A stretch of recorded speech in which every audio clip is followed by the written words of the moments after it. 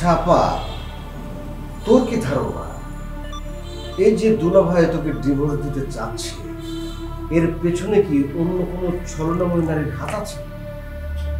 কি ধরনের প্রশ্ন? আচ্ছা মন্টু, তার আগে বল, থাকলে কি হবে আর না থাকলে কি হবে?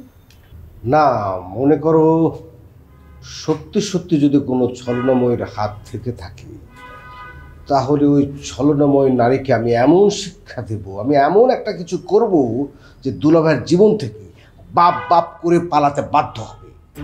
বাপ বাপ বলবে কেন? আরে বুঝতে পারছো না, ওটা তো একটা অবৈধ সম্পর্ক। এই সম্পর্কটা কি স্বাভাবিকভাবে ভাঙবে? না, জোর প্রয়োগ করে ভাঙবে। তখন বাপ বাপ করা ছাড়ার কোনো উপায় থাকবে না। ও আচ্ছা। ও বাবা, এই যে দুলাভাইয়ের বিপথে চলে যাওয়ার পেছনে তোমারও কিন্তু দায় আছে।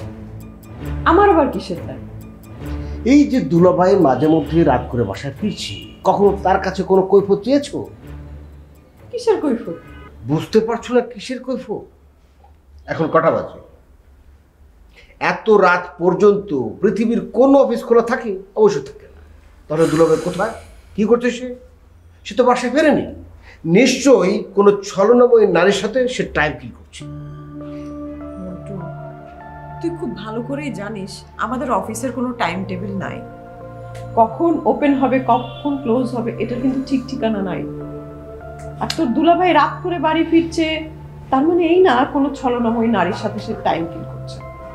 পৃথিবীর সবাইও যদি এই ব্লেমটাকে দেয়, আমি তো একথা মানতে পারি না। ওরে বাবা, যার জন্য করলাম চুরি সেই বলছে চোর।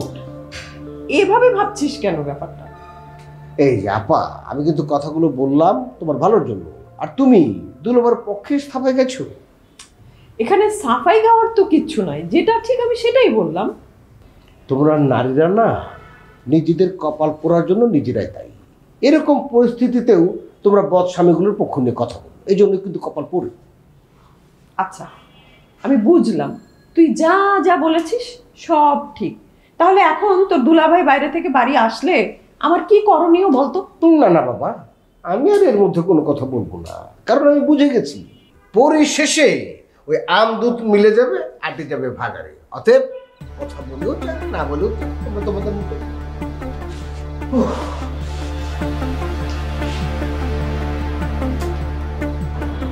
সাহিল, আজ যে ঝাড়ুদার তোমাকে হাত দেখাতে এসেছিল, ওকে না আমার কেমন চেনা চেনা লাগছিল। আমার কাছেও যে চেনা চেনা লাগছিল না তা না, কিন্তু হয় না যে অনেক সময় পরিচিত কারো চেহারার সাথে হুবহু মিলে যায়, হয়তো এরকম হবে, এরকম ভেবেছিলাম। হ্যাঁ, তাও হতে পারে।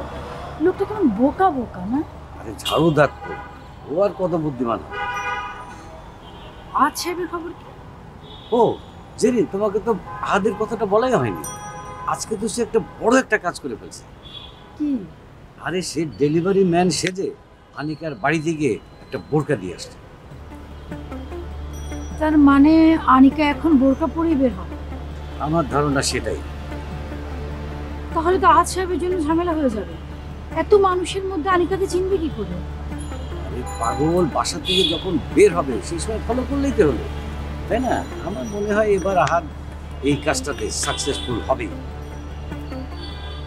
আমাদের তো শুধু মনেই হচ্ছে, কিন্তু কোনো কাজ সাকসেস হচ্ছে না। আরে এবার হবে। আমি জ্যোতিষী না, আমি জ্যোতিষীর চোখে দিব্যভাবে দেখতে পাচ্ছি আহাদ এবার সাকসেসফুল হচ্ছেই হবে। জ্যোতিষী? তবে ভুয়া। দেখা যাক কি হয়।